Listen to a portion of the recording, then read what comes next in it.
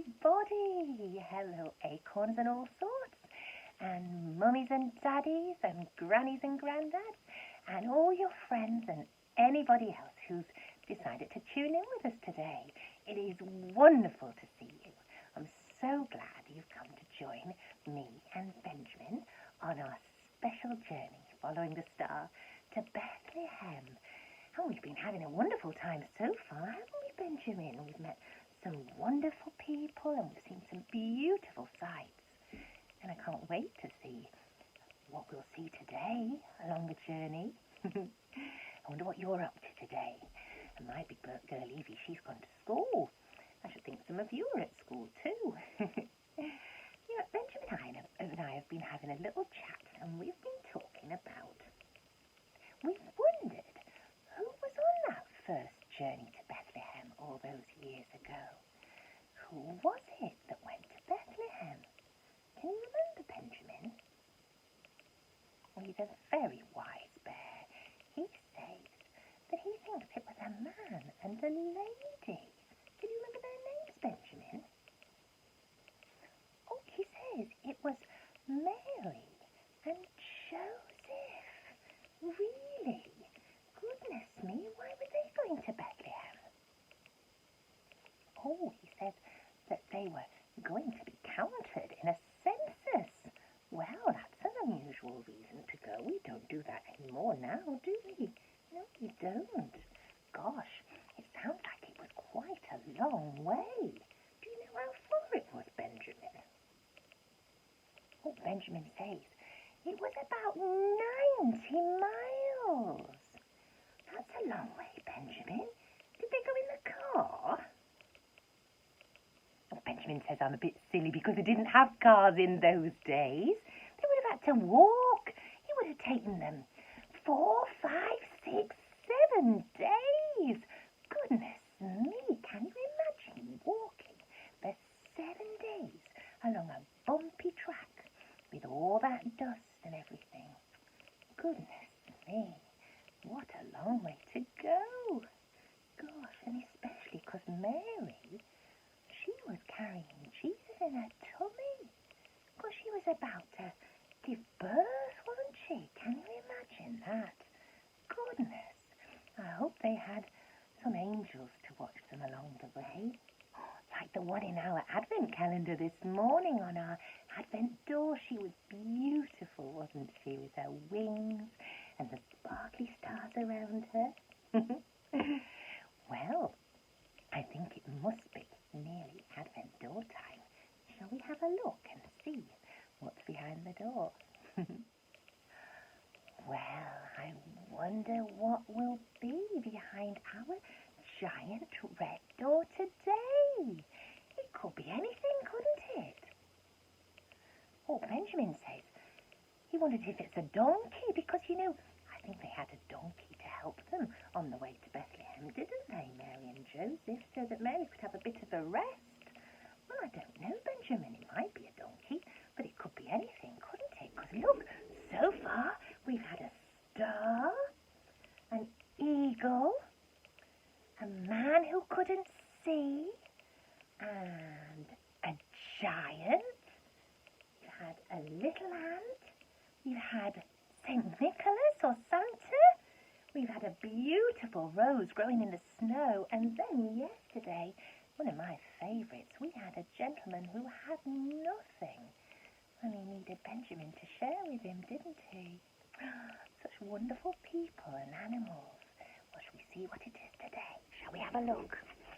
Here we are. A big red door and look! The number has changed again, Benjamin. It does that every day, doesn't it? He says, yes, well, that's what happens with days in a month. They go up, don't they? Every day we go up one to the next day. What number are we on today, hey? Oh, he says he does know, but he'd like you to help, please. So can you tell me what this number is? Shaped just like that. That's right. It's number 9, isn't it? Because it's the 9th of December. And we're 9 days along the road to Bethlehem. I wonder what's inside. Let's have a look.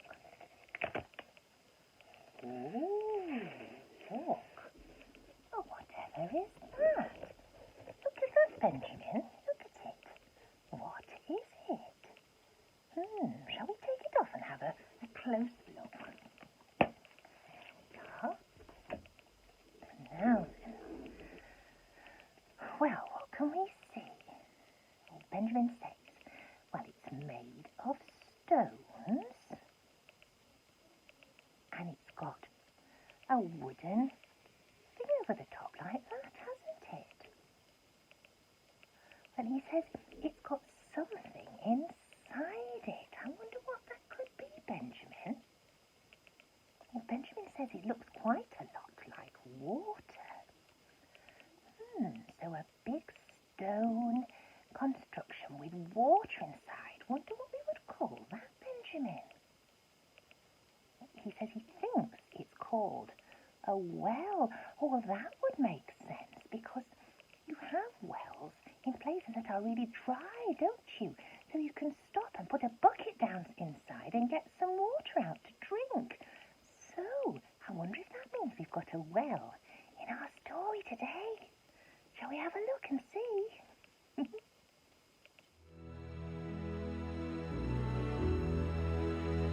Said the night wind to the little lamb, do you see what I see?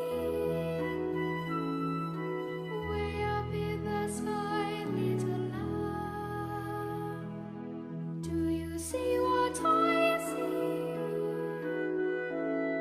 A star, star, dancing in the night with a tail as big as a kite, with a tail as big as a kite.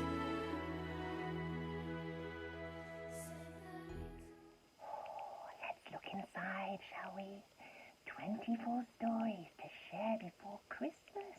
Exciting, isn't it, Benjamin? Oh, well, it's no surprise, I don't think, that there's a well on our picture. Shall we read the story? Because I don't know what it's about. On December 9th, Benjamin opened the next door and saw a well. Oh, the little bear trekked across a desert. Look, it's so hot and dry with sand and no green grass, only palm trees growing. But, I mean, even those don't grow very well in the desert, do they?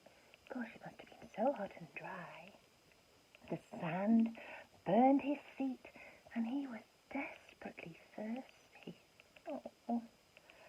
With his last ounce of strength, he dragged himself to a well, but it was empty. Only mud and dirt lay at the bottom. Benjamin, I'll die of thirst, groaned the little bear, and he felt very alone. And then, in the distance, he heard a loud jumble of voices. He could see a magnificently decorated caravan moving across the dunes. Do you think that's this? A big stretch of people and things and trucks and animals. Have pity, take me with you, the little bear called out and sank back down exhausted. But no one heard him. While the little bear slept in the hot sand, 3 men dressed like kings came and filled the well to the brim with water. And then they got back on their camels and moved on. Look, there they are. How mysterious. A small mouse had seen everything. She tugged the little bear's ear. Wake up! There's water in the well again! It took all the little bear's strength to drag himself to the well. He drank and drank until he was no longer thirsty. There he is, look. Meanwhile, a fox and a snake had come over. Oh, there they are, look. Curious to see what had happened. A miracle took place in the desert. They whispered in astonishment. Look, flowers are blooming all around the well. Wow, they're growing. They didn't have any water and now they do. And the little bear, filled with renewed strength, continued on his way. Oh, thank goodness, eh? Oh, I'm so glad the little bear didn't die of thirst, said Benjamin. So am I, said Mother Bear. You see, Benjamin, God always hears our calls for help. Oh, wasn't that a wonderful story? I never expected we'd end up in the desert with sand and no water until that well was filled. Some places in this world, people only can get water out of wells, can't they? They don't go to the tap and get it out. And we're very lucky in our country that we can have a tap in the kitchen, aren't we, Benjamin? Do you remember those mysterious 3 kings with their camels? Wasn't that amazing that they came and filled the well? I think we might hear about some more kings a bit later this month, because they have a very special job to do for the baby Jesus, don't they? And isn't that wonderful, Benjamin? God always hears our cries for help. So when we're alone or we're sad or we're having a terrible difficulty, if we cry out to God, he will always hear us and he will always be there to help us. And if we turn to him, we will never thirst for peace or for love. We will always be very well satisfied, won't we, Benjamin? Well, have you enjoyed today? Our ninth part of our journey along the road to Bethlehem following the star. It has been wonderful having you with us, and I can't wait to see you tomorrow for day number 10. Bye.